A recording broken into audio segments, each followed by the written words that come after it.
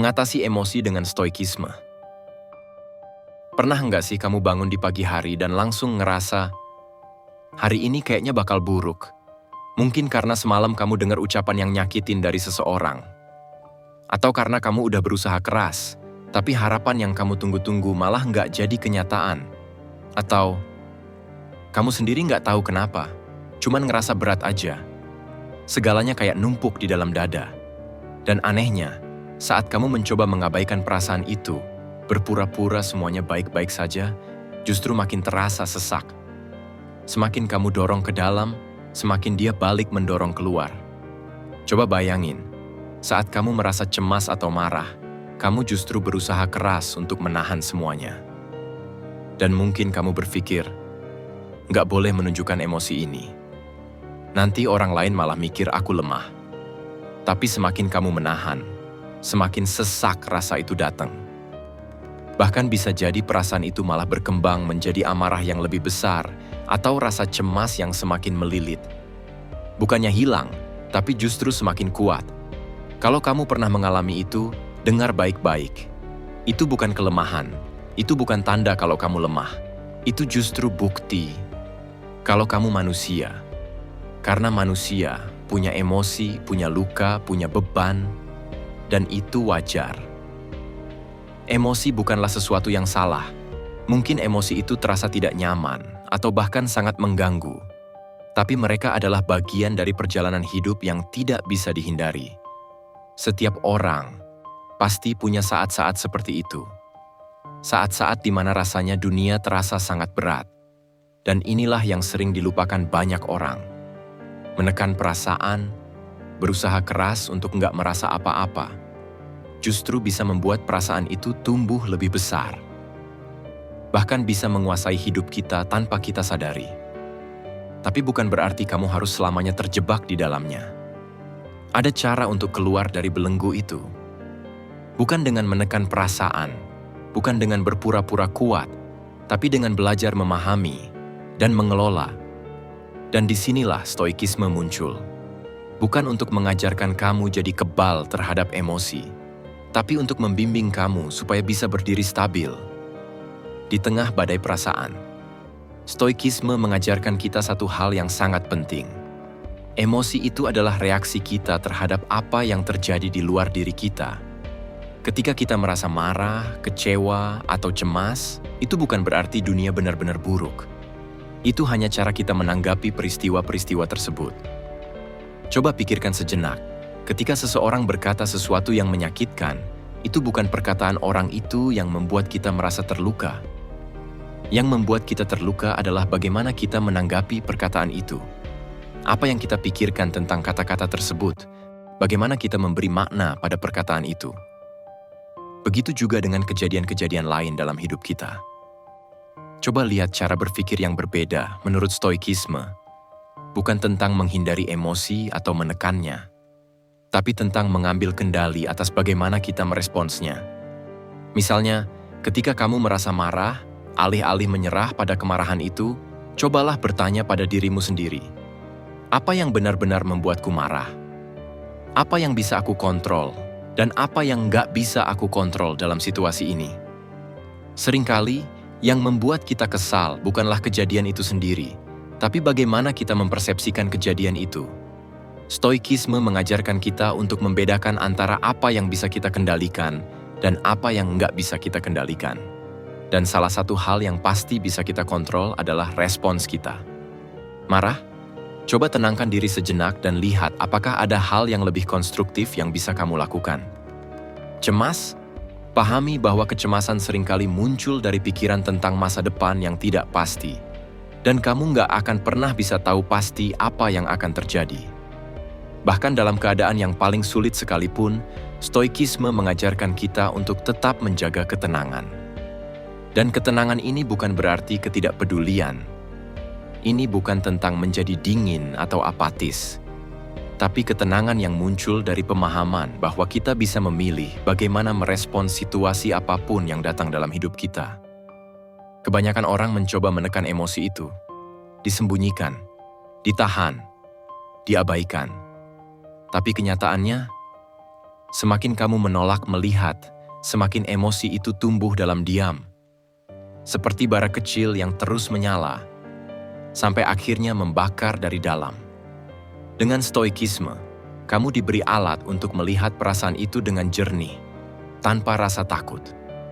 Ketika kamu berhenti menghindar dan mulai menerima perasaan itu, seperti marah, kecewa, atau cemas, sebenarnya kamu sedang memberikan ruang bagi dirimu sendiri untuk memahami apa yang terjadi di dalam diri.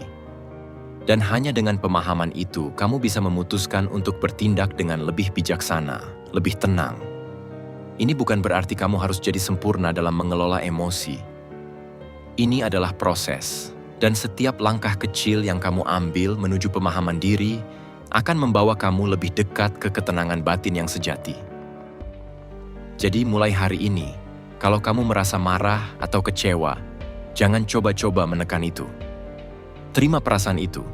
Cobalah untuk memahami akar penyebabnya dan lihat apa yang bisa kamu kontrol.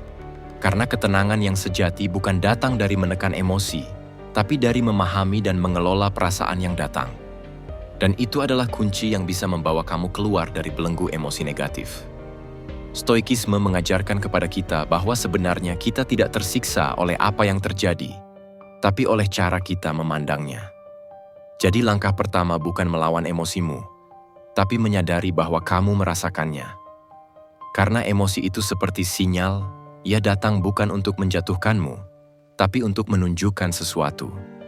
Ketika kamu marah, bisa jadi ada nilai dalam dirimu yang dilanggar. Ketika kamu sedih, mungkin ada harapan yang tumbang. Dan ketika kamu cemas, mungkin karena kamu terlalu menggenggam sesuatu yang sebenarnya tidak pernah kamu kuasai. Kamu bukan lemah karena merasa, kamu justru sedang hidup. Dan dari kesadaran itulah, kamu bisa mulai mengambil kendali. Kebanyakan orang terseret arus emosi karena mereka tidak berhenti untuk mengenalnya. Mereka hanya ingin cepat merasa lebih baik, tapi lupa bahwa untuk benar-benar sembuh, kamu harus duduk dulu dengan luka itu. Bayangkan dirimu seperti seorang pelaut. Emosi adalah angin yang datang dari berbagai arah. Kamu tidak bisa menghentikan angin, tapi kamu bisa belajar menyesuaikan layar. Kamu bisa belajar menavigasi badai tanpa kehilangan arah. Dan untuk itu, kamu harus tahu dari mana angin itu datang. Itulah gunanya mengenali emosimu. Sebelum kita lanjut, pastikan Anda sudah menekan tombol subscribe dan mengaktifkan lonceng notifikasi agar tidak ketinggalan video-video menarik lainnya. Mari kita lanjut. Emosi negatif hanyalah bagian dari perjalanan. Ia bukan tanda bahwa kamu gagal. Justru ia bisa menjadi pengingat bahwa kamu sedang tumbuh. Karena orang yang sedang bertumbuh pasti pernah merasa jatuh. Tapi jatuh itu tidak sama dengan kalah.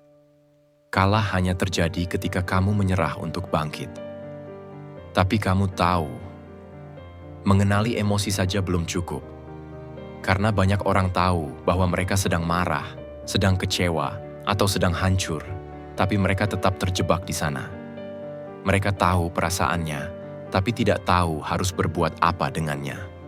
Akhirnya, emosi itu meledak dalam bentuk kata-kata kasar, diam yang menyakitkan, atau keputusan yang disesali kemudian. Disinilah banyak orang keliru. Mereka pikir mengenali berarti sudah menyelesaikan. Padahal, itu baru langkah awal. Langkah yang sesungguhnya adalah memilih apa yang kamu lakukan setelah itu. Dan inilah momen di mana kamu diuji, bukan oleh dunia luar, tapi oleh dirimu sendiri. Dan setelah kamu bisa jujur terhadap dirimu sendiri, langkah berikutnya adalah belajar mengendalikannya. Bukan dengan kekerasan, tapi dengan kebijaksanaan. Seringkali, ketika emosi sedang tinggi, kamu merasa dunia seolah tak adil.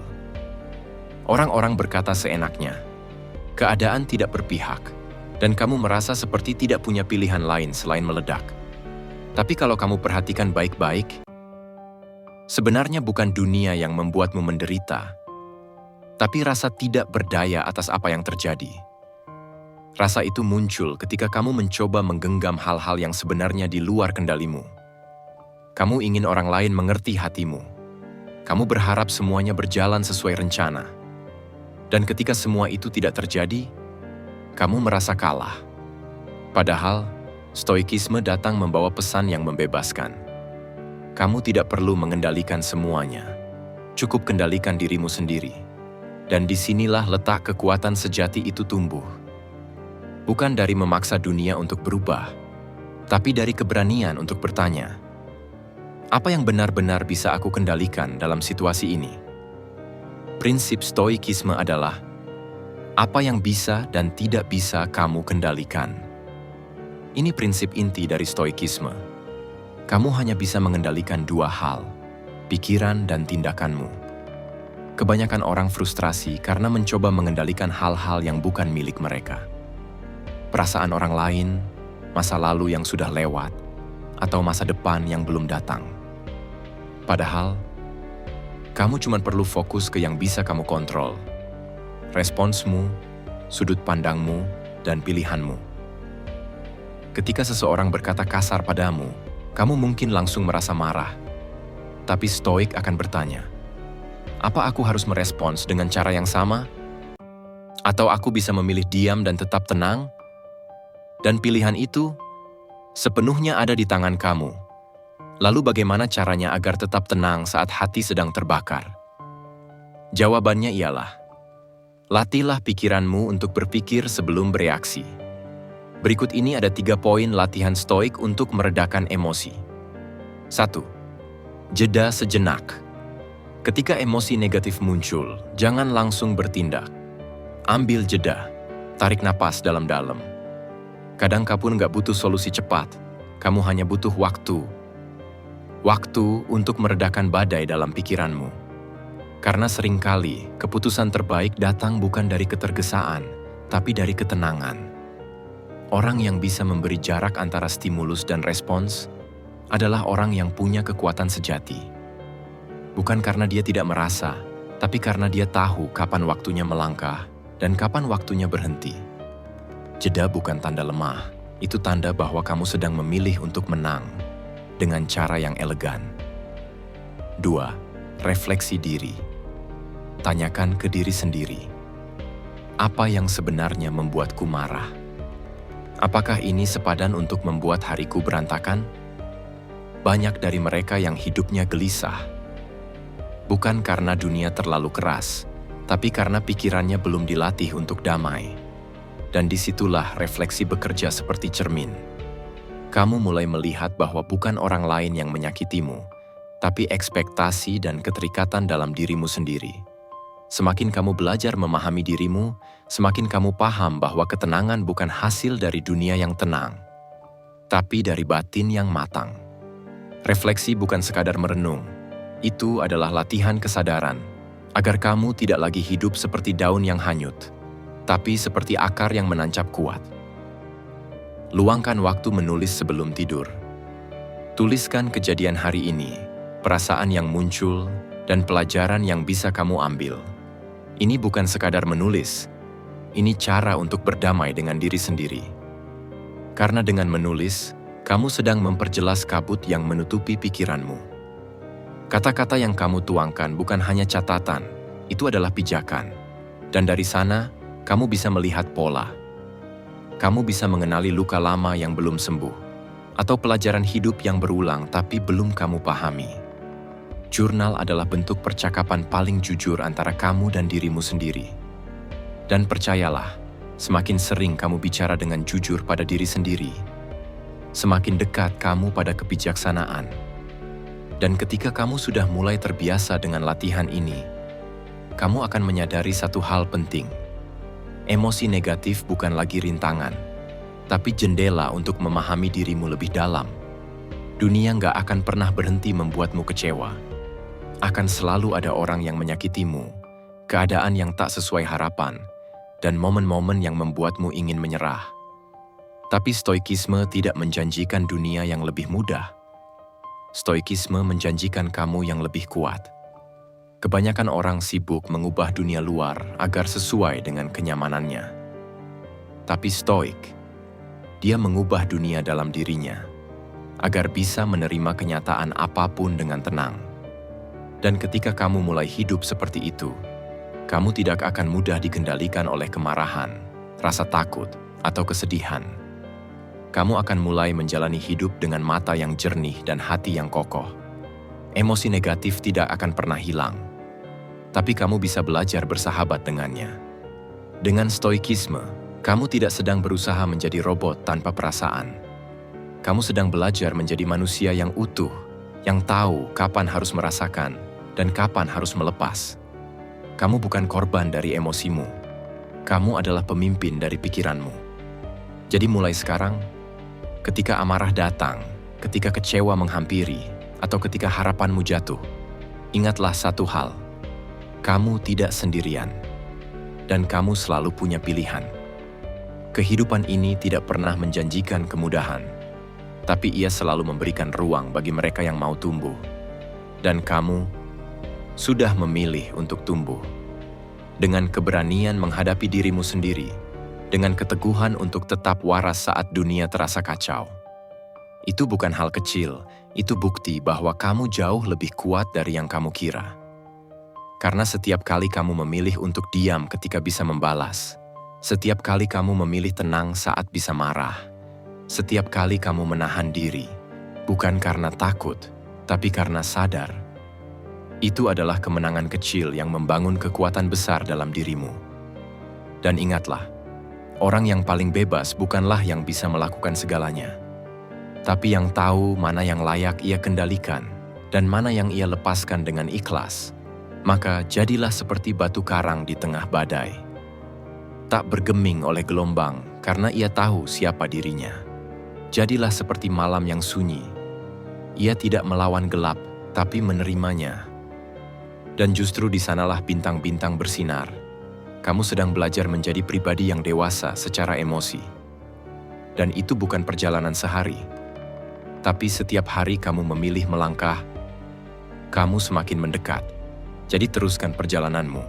Tenang bukan berarti lemah, diam bukan berarti kalah, dan emosi bukanlah musuh, tapi guru yang menyamar. Jika video ini bermanfaat untukmu, jangan lupa like video ini, subscribe, dan aktifkan lonceng notifikasi untuk terus belajar bersama dalam perjalanan menjadi manusia yang lebih utuh, lebih damai, dan lebih bijaksana. Sampai jumpa di video selanjutnya.